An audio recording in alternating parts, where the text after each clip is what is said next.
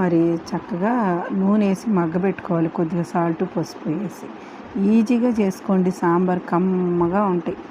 ఇట్లా పప్పు అంతా కుక్కర్లో పెట్టుకుని మెదిపేసి కొద్దిగా వాటర్ పోసి ఒక స్టీల్ గిన్నె తీసుకోండి, కొంచెం కరివేపాకు వేసి దానిలో ఇవన్నీ కలుపుకోండి. చింతపండు పులుసు చక్కగా ఒక లోటాకి తీసుకుని చింతపండు గుజ్జంతా తీసేసేసి చక్కగా పులుసు పోసుకోండి. ఈ నూనెలో మగ్గబెట్టిన కూరగాయ ముక్కలన్నీ క్యారెట్, ములక్కాయ, మరి టమాటా, వంకాయ, వీలుంటే బెండకాయ అన్నీ వేసి అలా మగ్గబెట్టి సాంబార్ పొడి, ఉప్పు, కారం, పసుపు అన్నీ వేసి కలదిప్పుకోండి. ఓకేనా ఫ్రెండ్స్? ఇవన్నీ రెడీగా పెట్టడం వల్ల సాంబార్ కలపటం ఎంత ఈజీ అయిపోయిందో చూసారా? సాంబారు రెడీ అయిపోయిందండి. ఇది చక్కగా పొయ్యి మీద పెట్టండి.